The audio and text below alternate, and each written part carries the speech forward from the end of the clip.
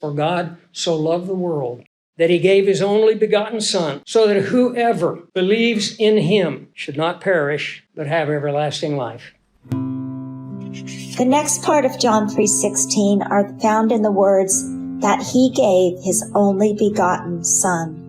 And this is God's indescribable sacrifice. God isn't a talker, he's a doer. He doesn't just say he loves us, he proves he loves us. His love is proved to you and me by the sacrifice of his one and only Son on the cross. God sacrificed his Son. The Son sacrificed his life. Consider with me the events leading up to the crucifixion. First, Jesus was betrayed by Judas and denied by Peter. Then he was arrested, scourged, spit upon, and beaten in the face. He was stripped, mocked, and a crown of thorns shoved down on his skull. Then Jesus was made to carry his cross to Golgotha, where they drove heavy nails into his hands and feet. Through all of this physical and emotional pain, Jesus never cried out. The real sacrifice of Jesus came when God gathered up the sins of the entire world and placed the penalty of those sins onto his beloved Son. The nails pierced the hands and feet of Jesus, but something greater pierced his heart. Our own sin pierced his heart.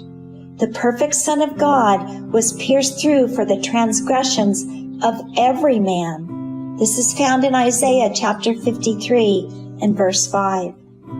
And this is when the Son of God cried out to the Father and to the Spirit, my God, why have you forsaken me?" We are the ones who deserve to die such a hideous death. But out of love, Jesus Christ died in our place. He became sin on our behalf. As Jesus hung on the cross, the perfect Son of God became the murderer, the rapist, the adulterer, the liar, the thief. He became the Adolf Hitler, the Judas Iscariot, and you can put your name and my name into that list because he became your sin and mine. 1 Peter 2:24 says, "And he, Jesus, bore our sins in his body on the cross, so that we might die to sin and live to righteousness. For by his wounds you were healed." Philippians 2:8, again speaking of Jesus. "He was found in appearance as a man. He humbled himself by becoming obedient to the point of death, even death on a cross." And 2 Corinthians 5:21, "For God made him, Jesus, who knew no sin, to be sin on our behalf, that we might become the righteousness of God in him." Can you and I comprehend such a sacrifice? Absolutely not.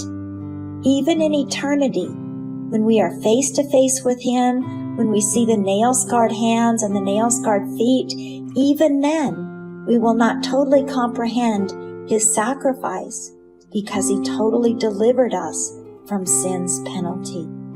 Romans 6:23 says, "The wages of sin is death, and Jesus paid that great wage for us." Thanks be to God for his indescribable sacrifice. I encourage you to embrace this gift with all of your heart.